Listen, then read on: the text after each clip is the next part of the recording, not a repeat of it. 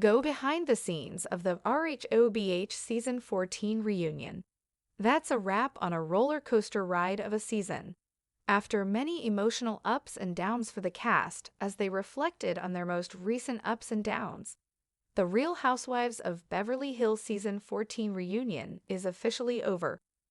And while Kyle Richards, Dorit Kemsley, Erica Jane, Garcelle Bava, Sutton Strack, and Bozoma St. John spilled all to host Andy Cohen, there were moments that took place that didn't make it to air.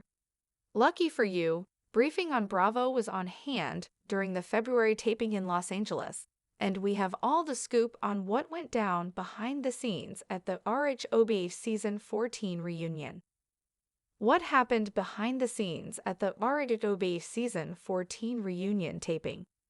The day started off with Sutton and Garcelle arriving first to the taping, followed by Dorit and Erica, then Boz, and finally Kyle. Later in the day, the group was joined by Jennifer Tilly and Kathy Hilton. When Kathy did arrive for the sit-down, she gifted the group t-shirts that read "Compassion Can't Wait" from the organization of the same name. Throughout the taping, the mood was rather emotional and, at times, somber as the women touched on a number of emotional topics in their personal lives and friendships. Kyle even brought crystals to the sit-down and kept dropping them throughout the day, which made the whole cast and Andy react like something unexpected could happen at any time. As the filming concluded and cameras went down, the day ended with everyone seemingly sharing their piece and going their own ways. What the RHOBH cast shared backstage at the Season 14 reunion. Backstage, briefing on Bravo spoke to the cast moments before they went on stage, and they shared exactly how they were feeling.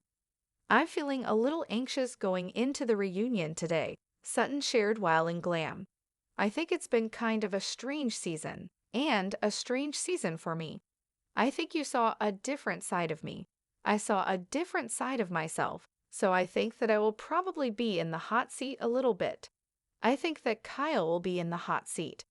Kyle and Dorit have some things to work out. I think we all have different pieces to put together and resolve." Erica also shared her POV heading into the reunion backstage. "I think that this is a reunion about Dorit and Kyle. There's, the Sutton of it all," she said, "and I'm sure everything will get discussed." Kyle, of course, is no newbie when it comes to reunions, a fact that wasn't lost on her backstage. "I can't believe that this is my 14th reunion and that I'm still alive," Kyle said. "And I'm feeling like there's probably anywhere else I'd rather be than here. I hate that I feel that way, but it's just the truth." Season 14 rookie Bozoma was excited to experience her first reunion. "Only one time to do the first time," she said. "So I'm excited for it. I think everybody's in the hot seat. I think everyone had something going on this season that needs to be addressed, whether for good or for bad." Dorit also revealed all about her emotions pre-reunion backstage. "My seat feels kinda warm, and I feel like it's going to be very hot when I get to the stage. I mean, this is the day to put it all out there, so hopefully that's what will happen." While backstage, Garcelle shared her expectations for the Season 14 reunion. "Everybody's gonna be in the hot seat at one point or another, some more than others," Garcelle said. "But it's a stressful day. There are a couple of things that I want to clear up and also address and get to it." Season 14 friends, Jennifer and Kathy, also had some predictions for the big sit-down. Kathy shared that she was feeling excited, adding, "I'm not sure. I think several of them are going to be on the hot seat." Jennifer was definitely ready to take the stage to chat out the season. "Well, I feel great because I was just a friend of, so I just came on. I wasn't too involved in the drama. I don't think anyone's really going to be going after me. I'm just looking forward to it. I'm just gonna try and look glamorous and stay out of trouble," she said. A creative look inside the RHOBH Season 14 reunion. Crystals, Teos, and CLOZR. It was still dark outside when the production vans rolled into the lot at CBS Studios in Los Angeles. The iconic pink and diamond logo of the Real Housewives of Beverly Hills shimmered on the massive set door. But inside, a storm was brewing. Outside, the city buzzed like any other early February morning, but inside Stage 7, the atmosphere was charged with anticipation, anxiety, and the low hum of glam squad blow dryers. A sign hung above the cast lounge in rose gold cursive. Season 14 reunion. Leave the filter, bring the real. And real is exactly what they brought. The arrivals, the first to arrive, precisely at 6:45 a.m., were Sutton Stracke and Garcelle Beauvais, fashionably early, of course. Sutton swept in wearing a vintage Hermes trench over a custom pearl-trimmed pajama set. She wasn't smiling, exactly, more like bracing. Her assistant clutched a USL tote full of documents Sutton might need, and one very large amethyst. For clarity, she whispered. Garcelle followed, cool as ever, holding her Starbucks and wearing a robe that said, "Don't start none, won't be none." Her face was already beat to perfection. "I want peace today," she said to no one in particular. "But if peace doesn't want me, I'll adjust." Next came Dorrit Kemsley, trailing a cloud of Tom Ford and tension. PK had dropped her off, exchanging a tense glance with producers as she air-kissed everyone. Dorrit's glam squad immediately set up shop in her dressing room, which was decorated with lavender candles and a white noise machine. "The energy needs to be right," she told her hairstylist, "because today is going to be hell." Erika Jayne arrived in full expensive pain mode. Leather jumpsuit, knee-high boots, some glasses indoors. She didn't say much, just waved a gloved hand and murmured, "Let the games begin." At 9:02 a.m., newcomer Bazoma St. John, or just Boz to the crew now, strutted onto the lot in head-to-toe Balmain and a mood. She was calm, collected, and sipping green juice from Erewhon. "It's only chaos if you let it be," she said with a grin. "I came here to talk business and tell truths." Finally, a hush fell over the hallway as Kyle Richards arrived.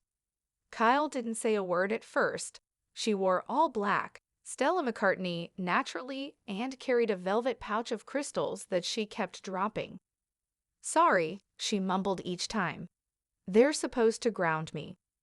The last ones to roll in were Kathy Hilton and Jennifer Tilly.